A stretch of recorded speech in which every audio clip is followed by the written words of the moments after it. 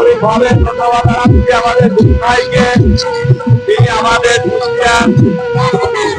এই ঐতিহ্যবাহী গড়াই নদী, সেই নদীটাকে সে পরিষ্কার পরিচ্ছন্ন করে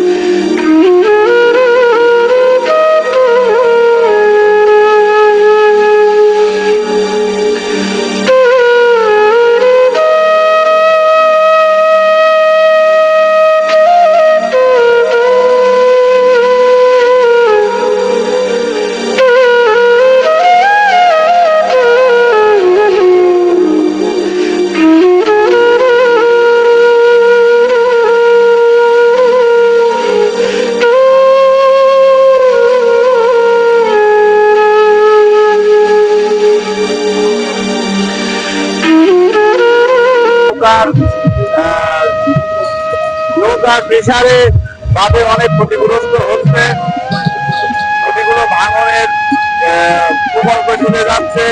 আমাদের সবারই উচিত এই নদীটাকে রক্ষা করা, এই বাঁধের এই পিলারগুলো রক্ষা করা।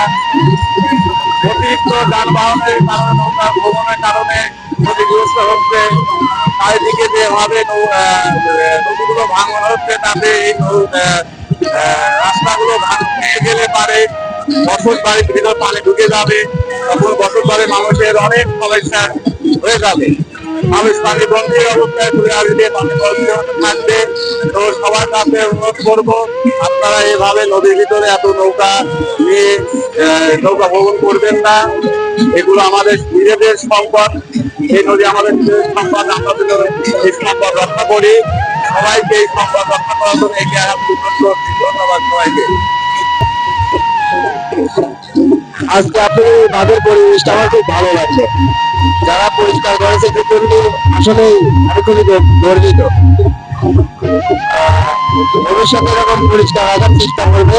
এরা পরিষ্কার করেছি লোকজনের বসার সুবিধার জন্য, এবং পরিষ্কার পরিচ্ছন্নতা মানে এবারের একটা অঙ্গ। আপনাদের এলাকায় যার যে গাড়িরা এলাকা আছে তারা সবাই আপনারা এই নোংরা কোনো জায়গায় নোংরা থাকতে বলেন না, নোংরা পরিষ্কার রাখবেন। আর সবাই কাজটার শেষে যেটুকু সময় পাবে তার আগে যেটুকুই নোংরা থাকবে সেইটুকু আপনারা পরিষ্কার করার চেষ্টা করবেন। এখন বার্তা সাফ করা হয়েছে।